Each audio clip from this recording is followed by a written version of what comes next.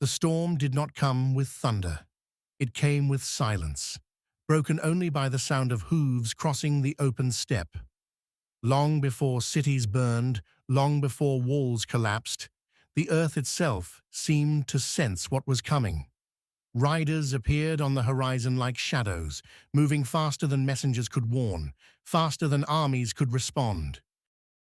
Across Central Asia, a force was rising that would tear through the known world.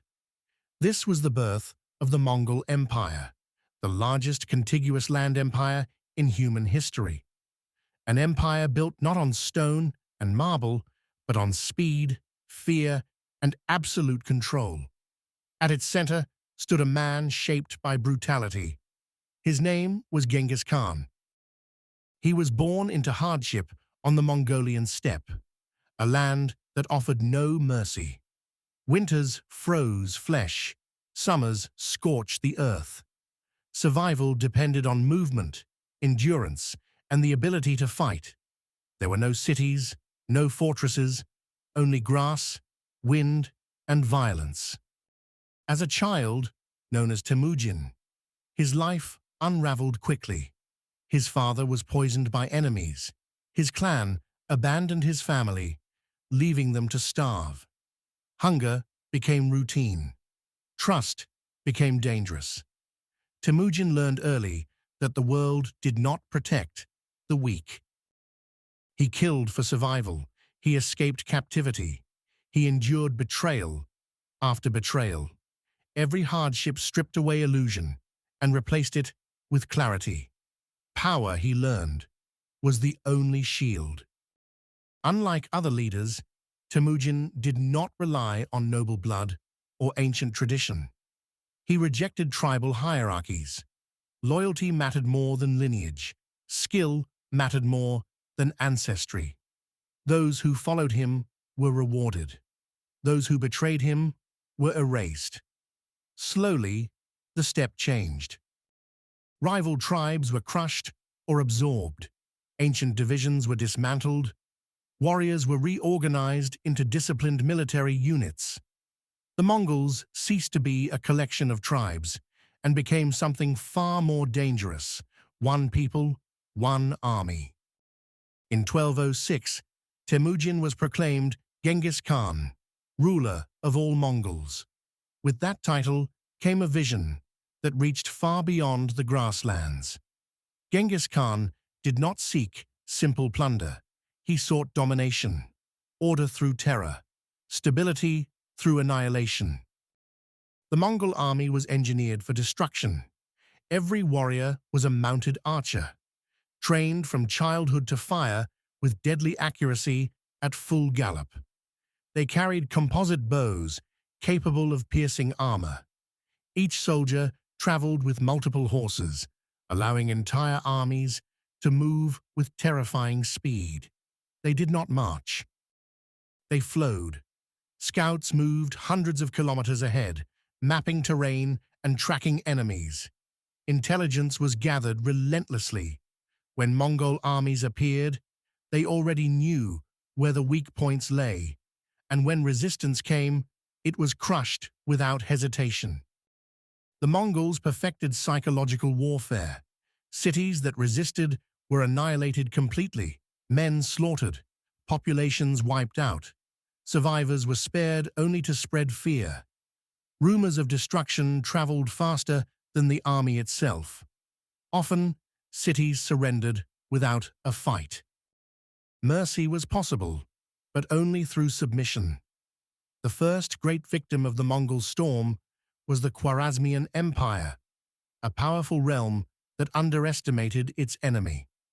When Mongol envoys were executed, Genghis Khan responded not with negotiation, but with annihilation. What followed was one of the most devastating invasions in history. Cities like Bukhara and Samarkand fell. Walls collapsed. Armies were destroyed in open battle and ambush. Entire regions were depopulated. The Mongols divided their forces, encircling enemies who never saw the full army until it was too late. This was not chaos, it was calculation. From Central Asia, the storm expanded outward. In China, Mongol forces dismantled powerful dynasties. Siege warfare, once foreign to nomadic warriors, was mastered by enslaving engineers and adapting foreign technologies. Great cities burned. Centuries of rule collapsed under relentless pressure. In 1227, Genghis Khan died during a campaign. His cause of death remains uncertain. His burial place was hidden, guarded by death itself. Even in death, he vanished into legend. But the storm did not end. It intensified. Under Ögedei Khan, Mongol armies surged westward. The Russian principalities were crushed one by one. Cities were destroyed so completely they never recovered. European armies faced the Mongols and failed to understand them. Heavy cavalry charged into feigned retreats. Infantry formations collapsed under arrow storms. Entire armies were annihilated in days. Only internal politics and the death of Ögedei halted the Mongol advance into Western Europe. In the Middle East, the storm reached one of its darkest moments. In 1258, Mongol forces captured Baghdad, the heart of Islamic scholarship and culture. Libraries burned, scholars were killed. The Tigris River ran black with ink and red with blood. The Abbasid Caliphate ended in a single, catastrophic event. By the mid-13th century, the Mongol Empire stretched from the Pacific Ocean to Eastern Europe. No empire had ever expanded so far, so fast. Yet the Mongols were not only destroyers, they imposed order across their domains.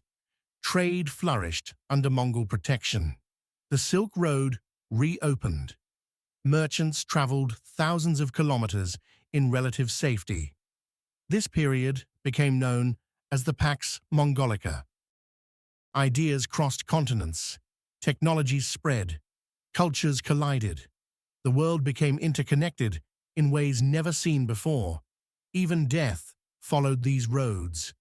The Black Death would later travel along the same trade routes, reshaping Europe forever. The Mongols practiced religious tolerance. Muslims, Christians, Buddhists, and shamans lived under their rule. Faith mattered less than loyalty. Efficiency mattered more than ideology. But unity did not last. Over time, the empire fractured into rival khanates. Central authority weakened. Mongol rulers adopted local customs. The storm lost its shape. Under Kublai Khan, the Mongols ruled China as emperors, trading nomadic life for palaces and bureaucracy. The empire faded, but its impact remained. The Mongols reshaped warfare, diplomacy, and global connection. They proved that speed could defeat walls, that intelligence could overcome numbers, and that fear could be a weapon as powerful as steel. The storm passed, but the world it left behind was forever changed. Now, some dark and fascinating facts about the Mongol Empire. The Mongols may have killed up to 10% of the world's population during their conquests.